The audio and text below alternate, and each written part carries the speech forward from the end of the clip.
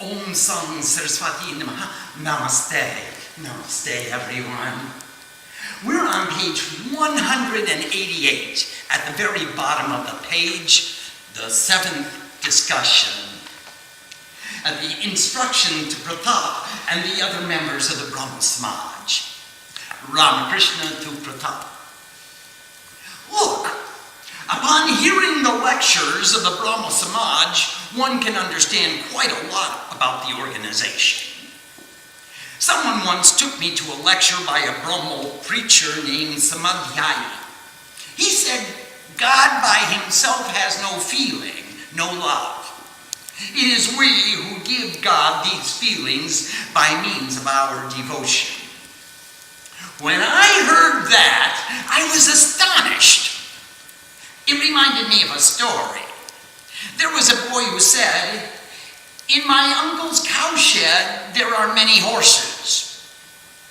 Now, horses are not kept in a cowshed. When people hear this ridiculous story, what are they to think? They will think that the uncle has no horses. All began to laugh. A devotee, they may think that he has no cows either. And they continue to laugh. Ramakrishna, how can one say that God, who is the very nature of love, can be devoid of feeling and love? One can understand from the preacher's teaching that he himself knew nothing about God or devotion to God either. The concept that one is the doer is born of ignorance. The objective of life is to submerge oneself in the ocean of God's loving presence. Ramakrishna to Pratap. You see, people tell me that you are a very wise and literate man. You and Keshav were just like the two brothers Gaur and Nitai. For a long time you have given countless lectures and writings. It is time to cultivate devotion to God, to go towards God. Pratap, what you say is true, sir. I also want to do so. I only keep working as I do in order to perpetuate Keshav's name. Ramakrishna, laughing. You have spoken correctly. You are working to perpetuate his name, but how long will that name last? Let me tell you a story. There was a man who lived in a house on top of a mountain. It wasn't much of a house, but he had built it with great labor. One day, a great storm came and the house began to shake in the wind. He became very concerned and pondered how he could save it. He thought for a while, and then he remembered that Hanuman is the son of the wind god. So he went out into the storm and cried out, "Oh, great and mighty wind god, don't break down this house. It belongs to Hanuman, your son." Nothing much happened except that the wind began to blow even more strongly and the house shook violently. The man thought again and he had an idea. He said, "Oh, wind god, this house has been built by Lakshman, Ram's brother. Please don't destroy it." Again, there was no result. And the house began to shake as though it would fall at any moment. The man became desperate with concern. He shouted into the storm, "Wind god, this house belongs to Ram himself. Don't break Ram's house. It will be a calamity for you if you do." No one seemed to hear. The house was swaying to such an extent that it began to crack and break in various places. At this point, the man had to flee away from the house just to save his own life. As he did so, he cried out, "The devil take this miserable place. It's not worth dying for."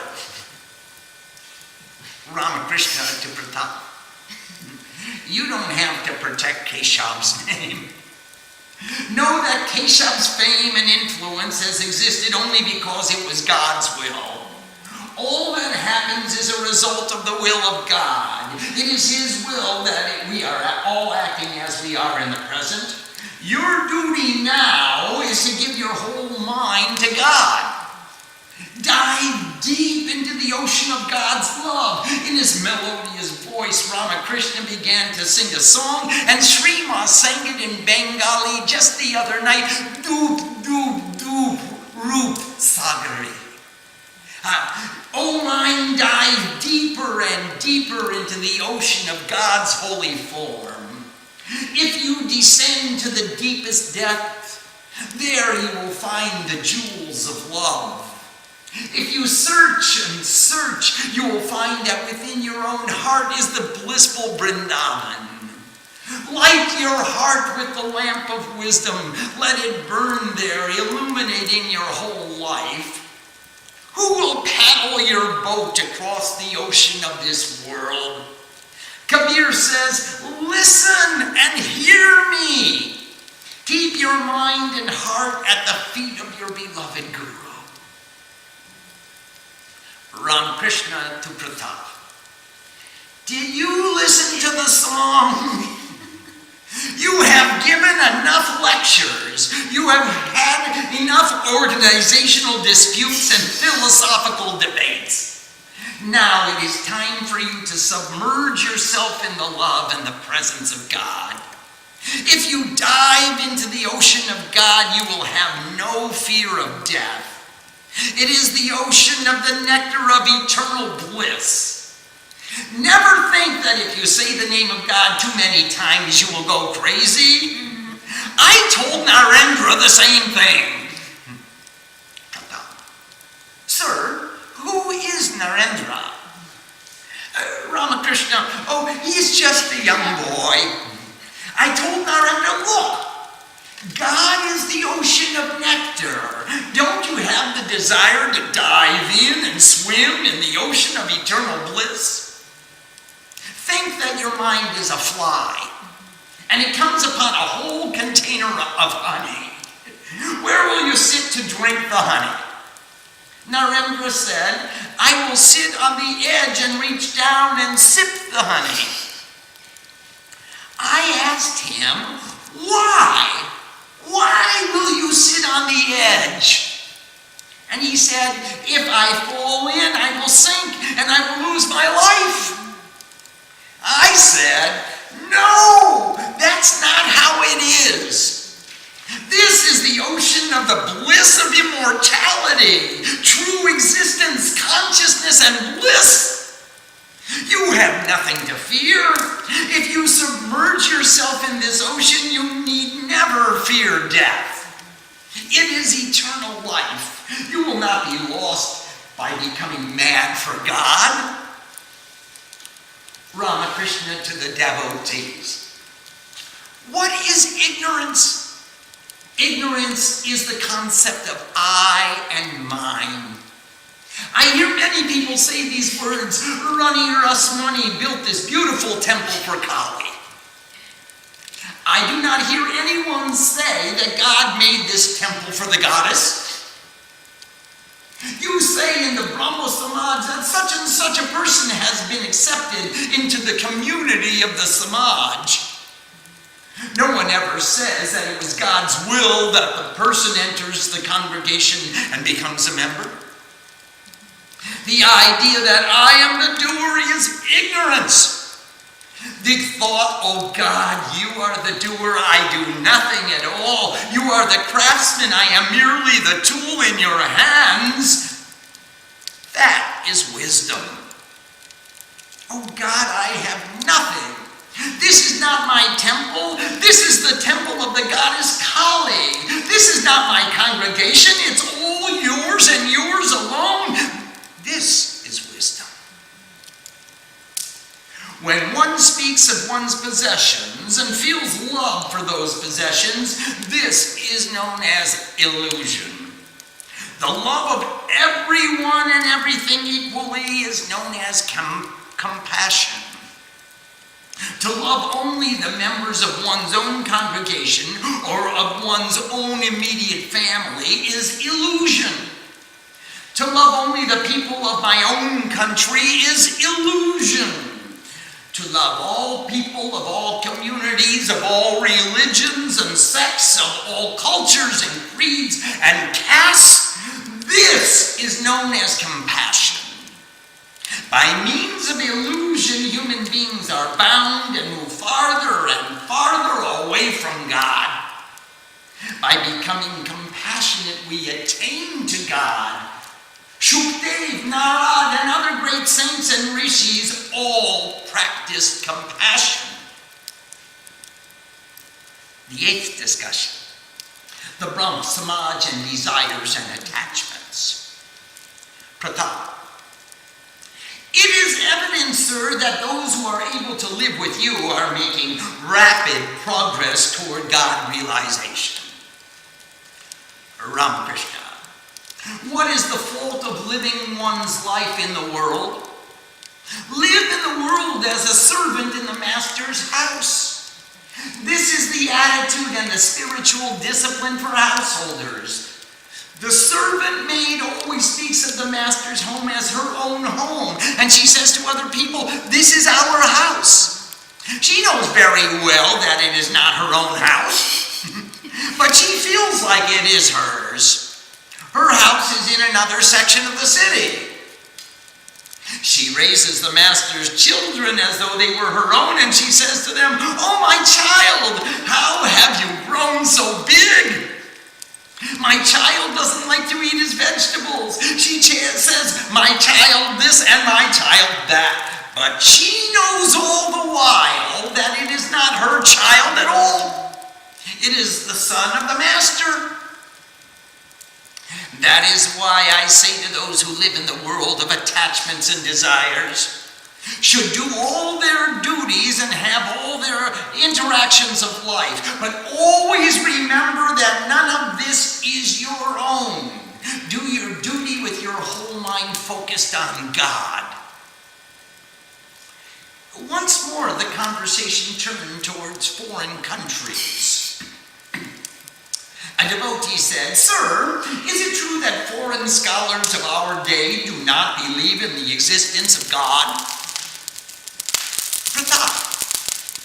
Whatever they may say, I do not think that any of them are atheists. They all have to admit that behind the workings of the universe there is a greater power. Ramakrishna. Let them say what they will, but they do believe in Shakti, in energy. Why should they be called atheists? Pratap. Besides that, European scholars believe in the moral government of the world, that there will be rewards for good actions and punishment for sinful actions. After much discussion, Pratap was about to take his leave. Ramakrishna. What else can I say? A devotee of God doesn't remain where there is fighting and dissension and many conflicting opinions.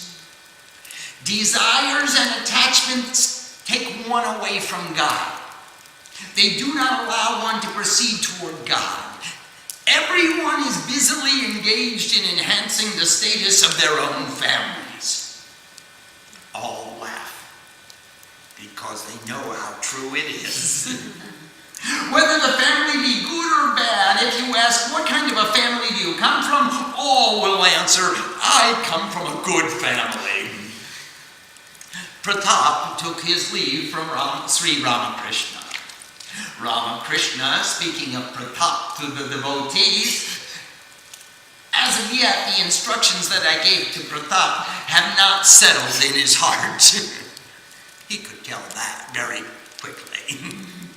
No sooner had he said them, it was time to leave. Ramakrishna's words about renunciation of desires and attachments and the love of God were so filled with nectar, there was no end to the instructions conveyed through his wonderful discussions. Ramakrishna began to describe the leaves on the trees in Surendra's garden and how they make a whispering whispering sound in the southern breeze. He described this in such a way that everyone was mesmerized and deeply stirred by his words. Then everyone went back inside, still listening to the sound of the whispering of the leaves. After a little while, Mani Malik said to Ramakrishna, "Sir, it's getting late. It will soon be dark, and the ladies of Keshav's family are to meet you at Dakshineshwar this evening. They will be very sad if they miss you." It had been some months since Keshav left his body. His mother, grandmother, and other women of the household had arranged to visit Sri Ramakrishna at Dakshineshwar for his blessings and instructions. "Ramakrishna, please sit down again. I can't hurry. If they arrive before I have returned, they will enjoy a walk through the garden." After a little while, Ramakrishna was about to depart for Dakshineshwar. Before leaving, he walked through all the rooms of Surendra's house, chanting the names of God in a sweet voice to purify and protect the house. Then, as he was standing there, he said, "Oh, I didn't have any puris with my meal. Please bring me some now." And puris were brought. He ate a very small portion of one, and then he said, "There is a meaning in this. If I had left without having any puris, I would have had to return to fulfill that desire." Mani Malik, "Well, that you would have been very good, for then we would have all come with you." All the devotees began to laugh. And now, on page 196, chapter 11. It's Wednesday, June 25th, 1884, Kolkata, the first discussion. Today was the celebration of Rath Yatra, the festival of pulling the cart. It was Wednesday, the 25th of June, 1884, the bright fortnight in the month of Ashar.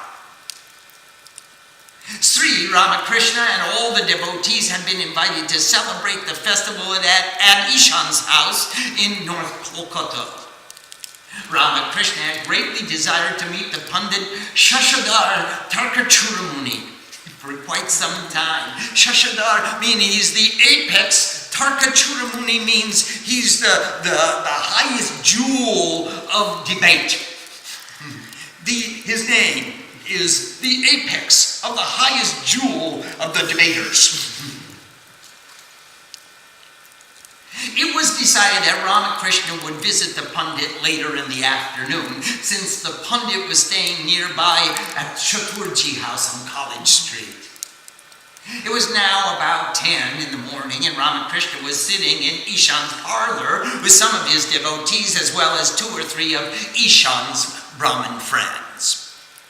Also present were Ishan's sons, a Bhagavat Pandit, and a tantric devotee of the Divine Mother. The tantric devotee had a red mark of sindoor on his forehead. Ramakrishna was delighted to see the tantric worshipper and joyfully exclaimed, "He has a red mark on his forehead!" Before long, M, who had previously been informed of the visit to Ishan's, and Narendra arrived. M bowed down respectfully to Sri Ramakrishna. Ramakrishna to M. "Exactly where do you live in Kolkata?" M. "I live near the school in Talimpukur, which is a suburb of Kolkata." Ramakrishna, "And today you didn't go to the school?" M. "I took leave because of the Rath festival." Narendra had been in great financial difficulty since the sudden death of his father. He was the oldest son and had younger brothers and sisters. His father had been a lawyer but had left nothing for the family, so Narendra had been looking for a job. Ramakrishna had previously spoken to Ishan and other devotees about helping Narendra, and Ishan knew a gentleman who held an important post in the Comptroller General's office. Ramakrishna to Narendra. I spoke to Ishan about your difficulties. It was about 11 o'clock and Narendra was about to sing. The devotees were enjoying themselves and laughing. The Bhagavat Pundit was entertaining the others with a humorous Sanskrit verse. Bhagavat Pundit.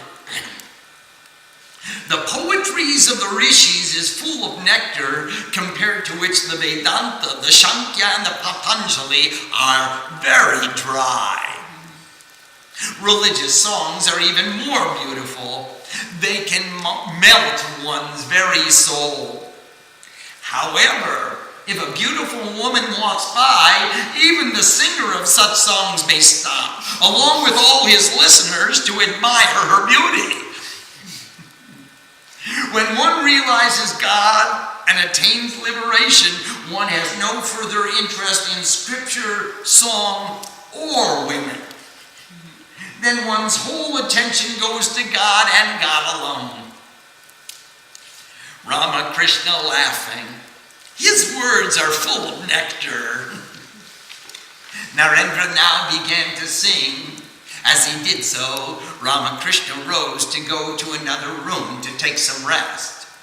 Suresh and M followed him. Kedarnath, they had prepared the room which was upstairs next to the road. M, introducing Suresh. He is a student of the scriptures and has a very peaceful nature. When he was a young boy, we used to study together frequently. Now he has become a lawyer. Ramakrishna, is it possible that people like this become lawyers? M, by mistake, some people do go down that path. Ramakrishna, I see that Ganesh has also become a lawyer. He used to visit me occasionally at Dakshineshwar. Now he is a handsome man and chews pawn, but within he is still a simple man. Suresh to Ramakrishna, God is infinite and beyond the grasp of the mind. Yet it is said that he has created all of this. Then how can the names and qualities which we attribute to God be correct?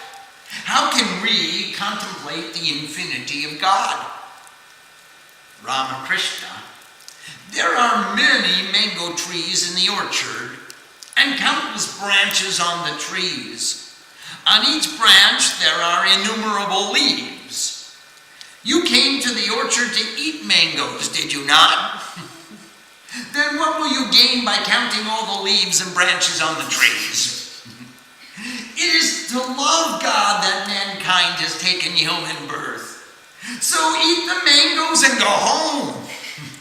Does one visit the tavern to learn how many kinds of liquor there are there? Or how many bottles are on the shelves? Why would you need to know this? One glassful is enough for you. Why try to measure the infinite? You cannot. In the same way, you cannot know all of God's qualities and activities. Ramakrishna was silent for a moment as a Brahmin entered the room and took a seat. Then he began to speak again, referring to the Brahmin, Ramakrishna. In this world of objects and relationships, there is nothing worth being attached to. If your children take a lot of ganja and other intoxicants and waste their lives in that way, you will have only problems. All the members of Ishan's family are good. One doesn't see that very often. Only 2 or 3 times have I seen such a harmonious family. Generally, there is fighting and discord, as well as illness, grief, and mental afflictions of all kinds. Look at the difficulties in which Narendra has found himself. His father has died, and there is not even enough for the family to eat. He is trying to find a job and cannot. What can he do? He is running around like a crazy man. Ramakrishna to M. You used to visit me frequently, but now you hardly come at all. Is it because you are thinking too much about your family? What can be done? From every direction there are desires and attachments. If one has the capacity, one should never enter into this worldliness. Ramakrishna, after a thoughtful pause, we have made a mistake. Narendra is singing and we have left the room. Second discussion.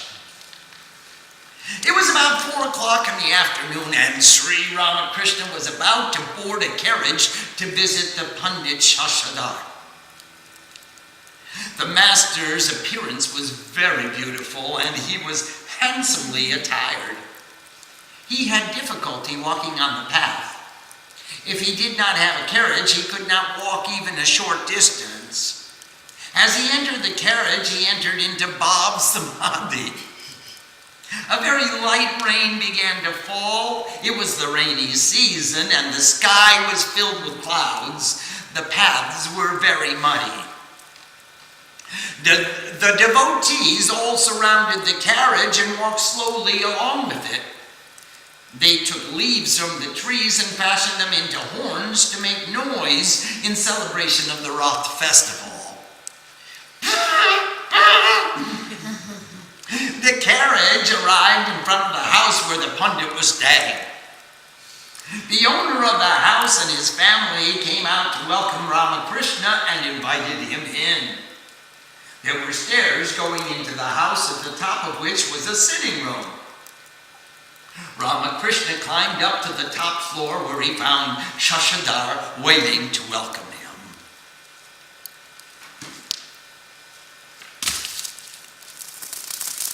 When Ramakrishna met the pundit, he could recognize at once that he had been studying the scriptures since his youth. Shashadhar was very fair-skinned and had a Rudrakshamala around his neck. With great humility, he bowed down to Ramakrishna and then ushered him into the room. All the devotees also entered and took their seats. All waited with great anticipation and sat as close as possible to hear the nectar that would flow from Ramakrishna's mouth. Narendra, Rakal, Ramchandra, M, and various others were present. Hazra had also come along with Ramakrishna from Dakshineshwar. From just sitting and gazing at the pundit, Ramakrishna became filled with bhav. Suddenly he laughed and with great joy said to the pundit, "Enough, enough! What kind of lectures do you give?" Shashadhar, "Oh, sir, I try to explain the meaning of the scriptures."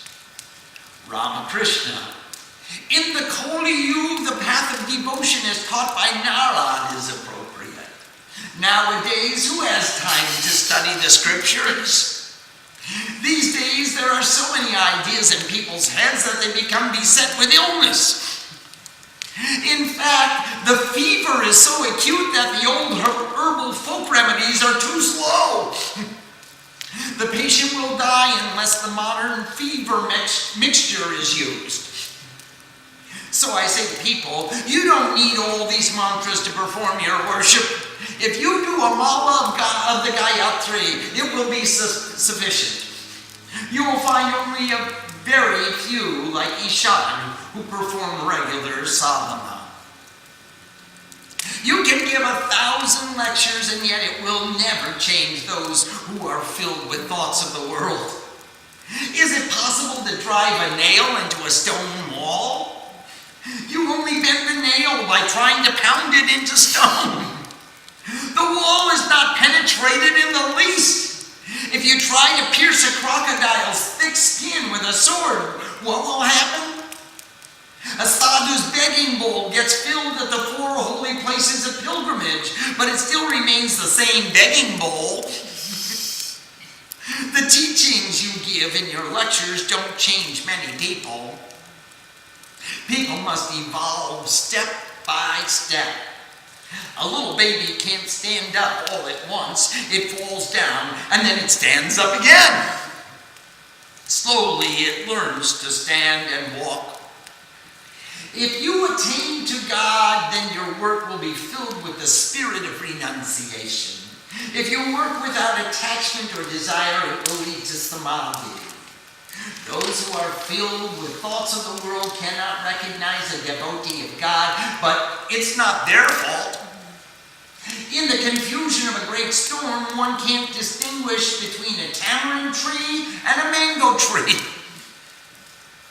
Until you realize God, you can't hope to renounce all work. How long must one perform formal worship? Until tears of love fall from your eyes whenever you sing the name of God. When you can utter the name of Ram just once and tears fall, you can know that your karma has come to its conclusion.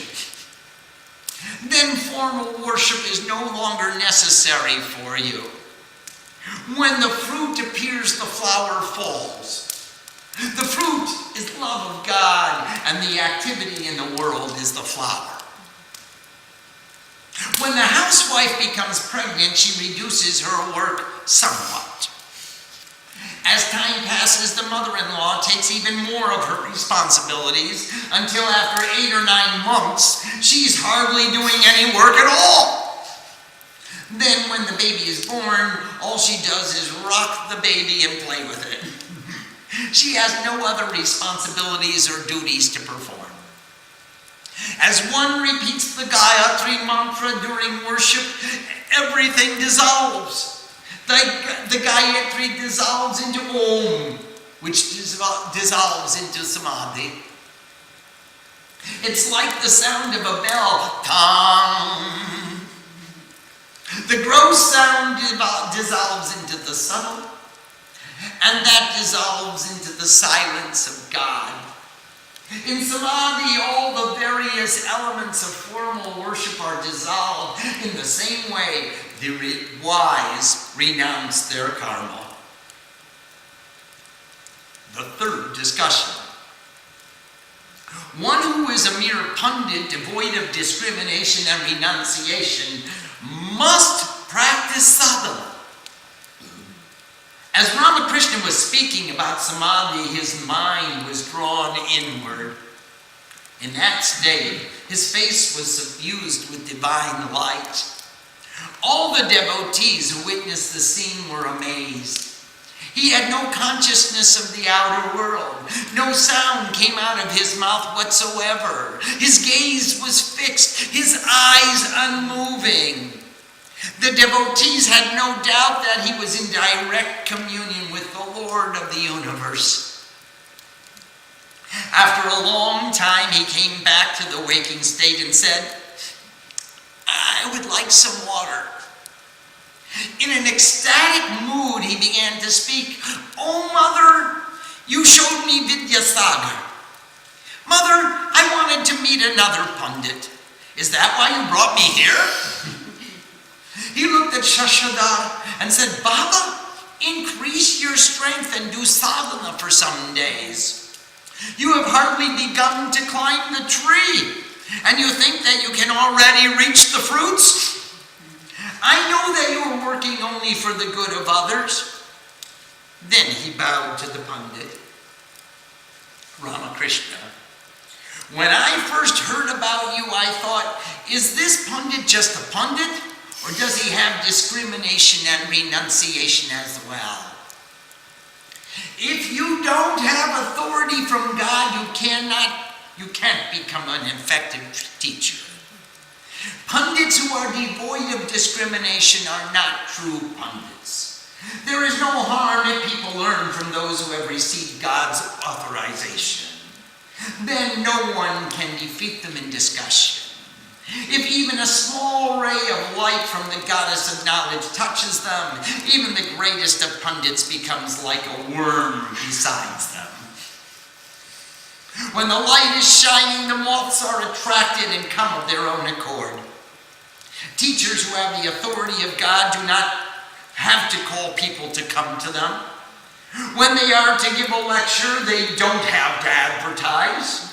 They have such an attraction that people come on their own to hear.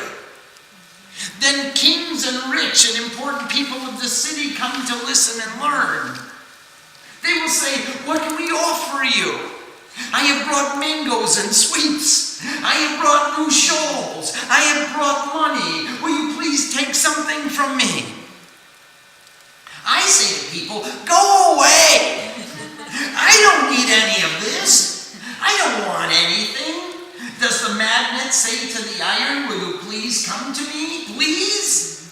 It doesn't have to say anything at all. The iron comes to the magnet of its own accord. If one must proclaim one's own greatness and ability to teach, then one is not a true spiritual teacher, not authorized by God. By the will of God, even a stone will become wise. Just proclaiming your own wisdom does not make you wise. True wisdom comes from God Himself and is without end. When the harvested rice is weighed, one person holds the scale while another person keeps pushing the rice onto it. In the same way, a true teacher gives the teaching, while the Divine Mother stands in the background and gives him the nectar to share. Her wisdom is never ending. Once you have seen the Divine Mother, can you ever be devoid of wisdom? That is why I'm asking you if you have received the authorization to teach. Hazra. Yes, certainly he has the authorization to teach. Hazra, to the pundit, isn't that true? You are authorized, aren't you? A pundit Shashadar. No, I haven't received authorization from God. The owner of the house. If you did not receive divine authorization, you are doing your duty by giving lectures. Ramakrishna. What can one gain by listening to the lectures of one who does not have divine authorization? There was a teacher who was giving a lecture about God. The teacher said in the course of his talk, "My friends, I used to drink so much liquor. I used to do this and that." All the people listening to the lectures said, "You wretched person, what do you mean by saying you used to drink and do such things? Then your life makes a mockery of your words about God." So you see, people who are not of good character cannot teach effectively about God and spiritual matters. A wealthy businessman from Barsal once said to me, "Sir, if you will only consent to give lectures, I too will take up the task of teaching." Upon hearing this, I told him the story about the Haldar pond in the village where I was born. Some people used to answer the call of nature on its banks. Others who came there to draw water would shout at those who did the deed, but their scolding yielded no results. The next day, the same thing would happen. Finally, they appealed to the owner of the pond, and he sent a worker who posted a sign forbidding the defilement of the pond. Then it stopped at once. So I am saying, if ordinary people try to deliver lectures about God and spiritual life, what will they accomplish? It will bear no fruit. Only if an authorized person gives an order will people act on it. Without authorization from God, one cannot be an effective spiritual teacher. For that, one needs divine power. There are many great wrestlers in Kolkata, and you will have to wrestle with them all. By comparison, these devotees sitting around us now are mere sheep. Chaitanya Dev was an incarnation of God. How much remains now of what he accomplished? Can you imagine how much remains for those who are not authorized by God to teach? That is why I am saying, first become intoxicated with love for the feet of God. Ramakrishna was speaking with such love that he began to sing. Oh, my mind, submerge yourself. Sink deep into that ocean beyond all form. If you search in the very deepest depths, you will see the treasures there, the jewels of love. If you sink in this ocean, you will not die. You will find the nectar of eternal bliss. Let's pause here for a few moments and see if there's any questions. Swamiji, I have a question. Yes, please. On page 190, Swamiji. Yes. Towards the end, Sri Ramakrishna says that all that happens is the result of the will of God. For a seeker, one possibility is to try to find out what the will of God is. The other possibility is to just accept everything as the will of God. Now, which of these is preferred? When you realize that you are one of God, one with God, then you're one with the will of God. And your will is God's will. And you are in atonement. You're attuned. At-one-ment. You're attuned to God's will. So how can you know the will of God unless you become one with God?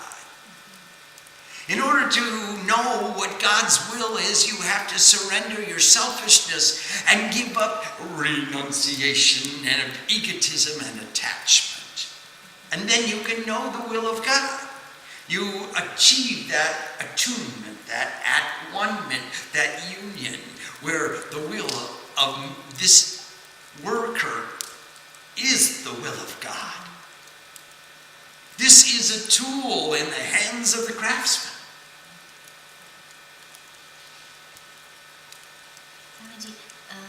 Question from Wendy from New Jersey. Namaste, Wendy, Ma.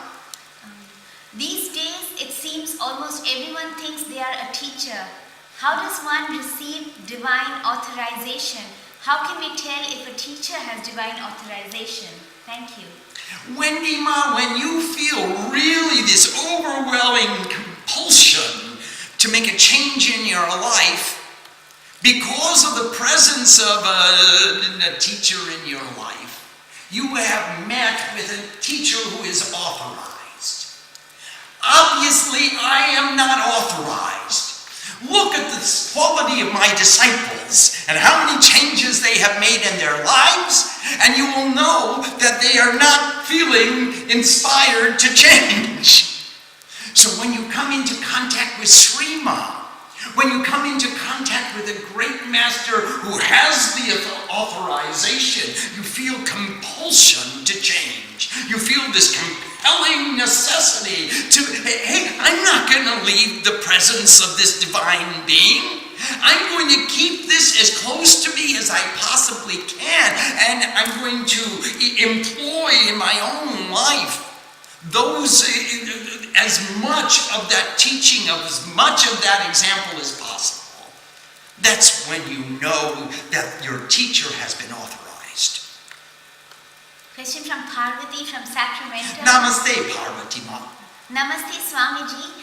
Sri Ramakrishna stated that if I had left without having my puris, I would have to return to fulfill the desire. Please help me to understand why it's important to fulfill desires for material things. I do not understand the meaning of this sentence. Please help me. Parvati Ma, it wasn't his desire he would have to return to fulfill. The cooks had on the menu puris, and he didn't eat any puris. It was their desire to feed him the puris along with the rest of the items on the menu. And he realized after he had completed his meal, just when he was leaving, hey, I didn't have any puris and they were on the menu. I would have to come back to fulfill the desires of those who prepared the meal in order, if I don't take it right now, bring the puris. He took one bite, said, okay, your desire has been fulfilled. The desire is complete. Purnamalaha purnamidam purnat purnamudachyate. It's done. Now we can proceed. A question from Usha from Canada. Namaste Usha, Namaste Neil. Pranam Swamiji. In the Gospel, Kamini, Kanchan is treated as women and gold. In the new translation, they call it lust and gold. You call it desire and attachment. Is that what these words actually mean? Actual etymology of these words. Kamini. Kam means desire, and Kamini means all the little desires. And Kanchan means wealth. Kanchan means resources. To fulfill any desire, you need certain amount of resources. So these are the desires and the resources necessary to fulfill those desires. And that is the actual meaning of the words from the dictionary, if you like. Kamdev is the god of love or the god of desire. Kam means desire. And Kamini, it doesn't really mean women. Although they may become an object of desire, but to a woman, Kamini would mean a man. It could. I know in San Francisco it could mean either. But in Kolkata, especially in Ramakrishna's time, it means any desire and any resource required for the fulfillment of that desire. A more appropriate understanding for us in our present circumstances. Question from Nilima from New Delhi. Namaste, Nilima. How does one practice detachment with one's family so that it does not become translated to indifference and slackness towards our duties? How to perform duties with love and still be detached? Very, very, very, very lovingly and joyfully. It was such a privilege to prepare the meal and put it out for my family to enjoy. And now I've fulfilled my function. I hope you enjoy, and I'll feed you and do it. If you like it, that's fine. If you don't like it, that's fine. If you're hungry, that's great. If you're not hungry, that's okay with me. I did what my duty required.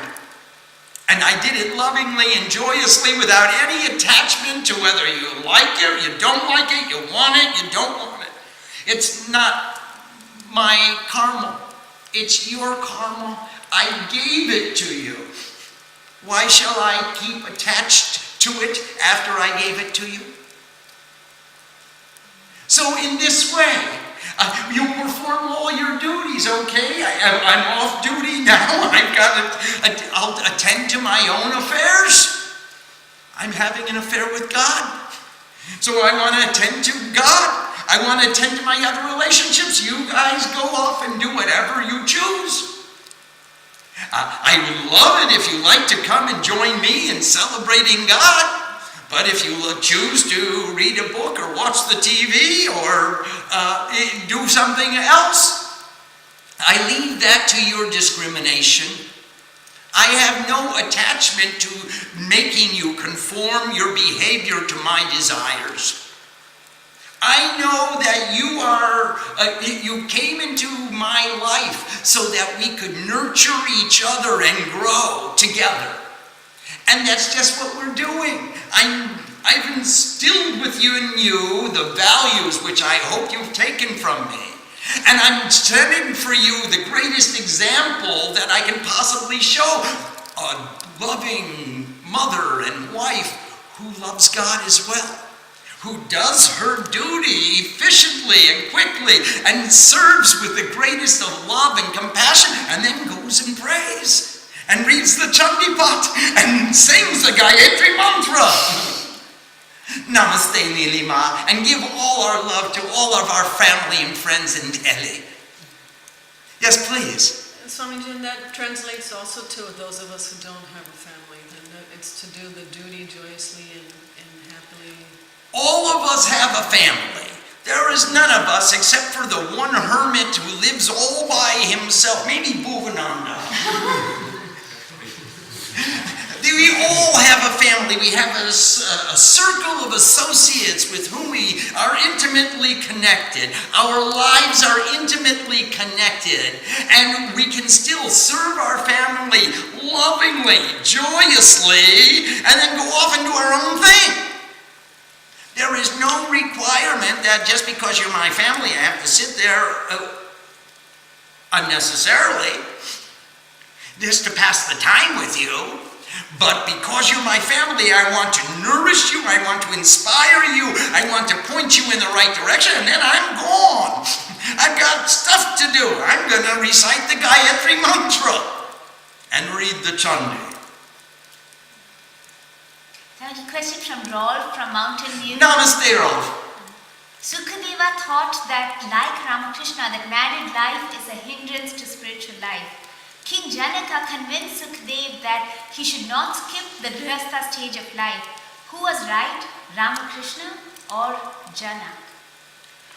Both of them ultimately took to the Grihastha state of life, and actually, in our tradition, the Griha Avashta iti Grihastha.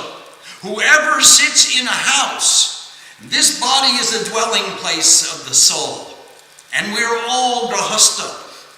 Every one of us. We all have a union between the Shiva within and the Shakti without.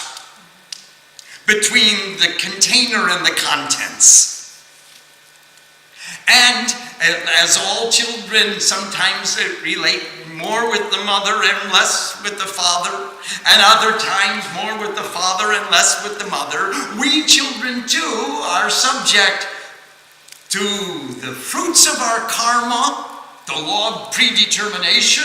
We will enjoy the fruits of our karma, whether you like it or not, which is the will of the mother. And also, we have a free will to change the fruits of our karma, which is the attitude of the father. And being children of both, we are subject to both. We have a free will to make our own sankalpa. And we will get the fruit of our karma. So choose the sankalpa wisely. I believe Sukadeva ended up getting married and achieving liberation through marriage. Ramakrishna got married and achieved liberation through marriage. In fact, in the Sanatana Dharma, Hanuman and Bhishma are the two brahmacharis. All the gods, all the rishis are married, or have been.